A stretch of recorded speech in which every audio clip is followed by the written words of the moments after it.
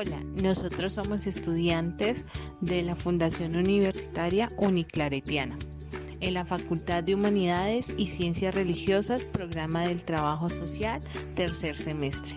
Quien conforma nuestro grupo son los integrantes: Ángela Patricia Mejía Pineda, Carmen Sainés Echavarría Tobar, Caroline Gisey Ortega Portilla, Luis Fernando Ortiz Murillo, Marisol Rivas Murillo.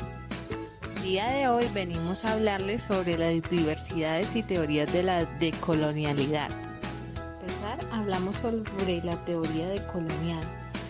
Desde el contexto político y social de América Latina, en las décadas de los 70 y los 80 en el siglo XX, podemos comprender el surgimiento de las más diversas experiencias de recuperación colectiva de la historia, con sectores populares urbanos y rurales. Esto lo dice Cuevas en el 2013 en la página 70.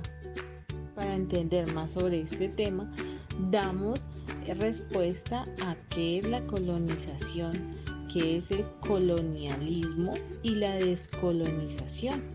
Colonización es el proceso de ocupación y determinación interna de territorios, pueblos, economías y culturas por parte de un poder conquistador que usa medidas militares, políticas, económicas, culturales, religiosas y étnicas.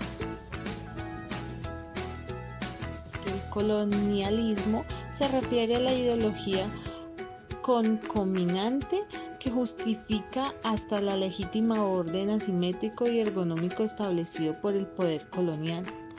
La colonización, en este sentido de un sistema político, y descolonización en el sentido de la independencia política formal, clásica, prácticamente se ha vuelto fenómenos del pasado.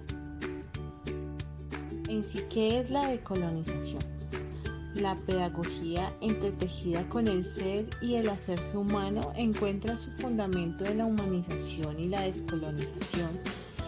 Pedagogía que alienta nuevas formas de acción política e insugerencia, así como devela nuevas visiones de saber, de ser, de relacionarse con la naturaleza, es decir, de vivir. Pone en cuestionamiento todo lo que implica la colonialidad y la modernidad, creando otras formas de reexistir y de revivir. Diversidades. Quizás lo más determinante en la postura de los variados discursos de la UNESCO frente al saber es la importancia que otorga a la documentación y difusos de los saberes ancestrales para que se conserven, pero a su vez totalmente la puerta para que el saber acumulado por la ciencia se revele ante estos seres diversos como verdad capaz de garantizar el desenvolvimiento de las personas en el mundo que los rodea.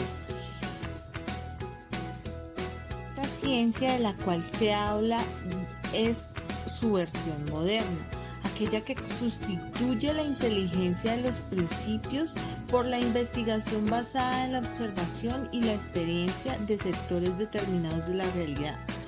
Esto lo dice Forent Betancourt, 2019, página 31. Punto número 2. La clave del éxito. Esta se obtiene a partir de ese intercambio, el diálogo intercultural que, según la UNESCO en el 2010, estriban en el reconocimiento de la igual dignidad de los participantes, referida al respeto por las diversas formas de conocimiento y a las necesidades que suponen para la humanidad lograr en la ciencia, la educación y la cultura. Todo ello requiere de un contexto cultural neutralizado que permita manifestarse libremente. De tal sentido, esto le da referencia que la cultura dominante ha marcado frente a lo que se debería saber. Es poca la interrogación por las formaciones sociales o tipos de sociedades de esta constelación de saber donde la ciencia actúa como normativa y el asunto de pluralidad epistemológica es sustituida por el acceso del saber. Hablando Foren Betancourt 2009. Punto número 3. Una perspectiva económica. Desde el capitalismo mundial es aceptable, pero asumir la economía como el único pilar y sustento de la vida humana es altamente lesivo y nocivo porque el tipo de liberación que se le ofrece está en asumir su condición de atraso e incorporarse en él. La misión civilizadora. Esta corresponde entonces a una cuestión epistémica, pero también política y cultural, que trata de redireccionar y guiar la intervención entre la relación concepto, metodología y realidad.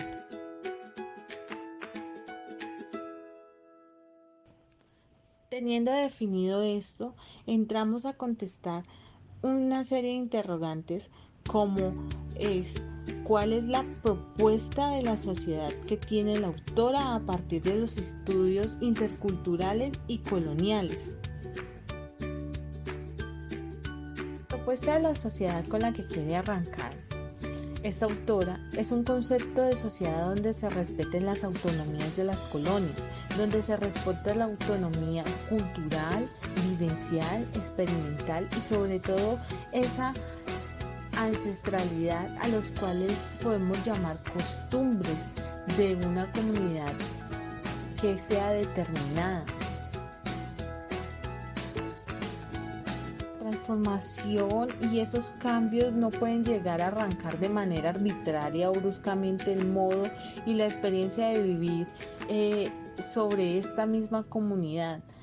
Cuando nos referimos a esto, hablamos de las culturas, de determinar qué son aquellas poblaciones que tienen su autoridad en cuanto a las creencias espirituales, a las creencias religiosas, a las costumbres y tradiciones. Eso también se ve reflejado en la cuestión de la medicina, que para ellos muchas comunidades tienen cómo tratar y aportar sobre esto. También su forma y manera de comunicarse en cuanto a su idioma, su lengua, su raíz, la manera en que conviven con el mundo, donde no se prolifera la cuestión de la tecnología como lo son ahora los celulares, las redes sociales.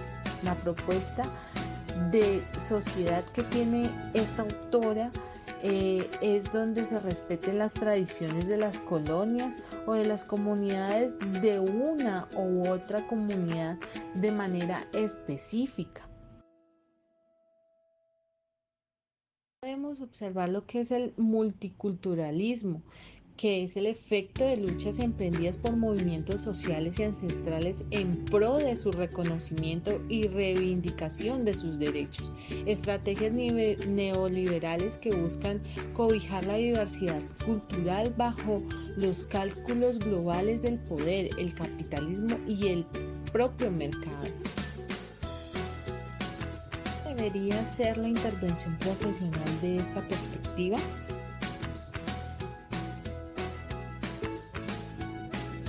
La intervención profesional de los trabajadores sociales debería ir de una manera lenta pero progresiva, en donde se muestre que este profesional hace un estudio de campo donde debe acercarse y reconocer las culturas, conocer sus experiencias de vida, conocer sus métodos y metodología de vida, conocer sus relaciones interpersonales dentro de estos territorios, cómo es su manera de gobernar, cómo rigen las leyes, cómo de verdad sus costumbres arraigan este territorio.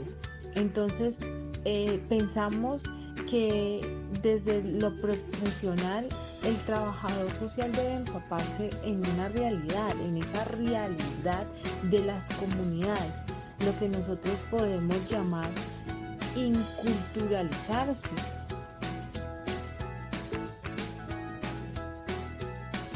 Muestra ese respeto por esa sociedad para poder incluirse en estas culturas y así poder crear esos vínculos afectivos y esa confianza en donde ese trabajador social por el profesionalismo puede ir dando pasos y va implementando las nuevas estrategias y las nuevas tecnologías donde se puede lograr esa nueva estructura social, pero siempre y cuando se respeten los principios de estas poblaciones.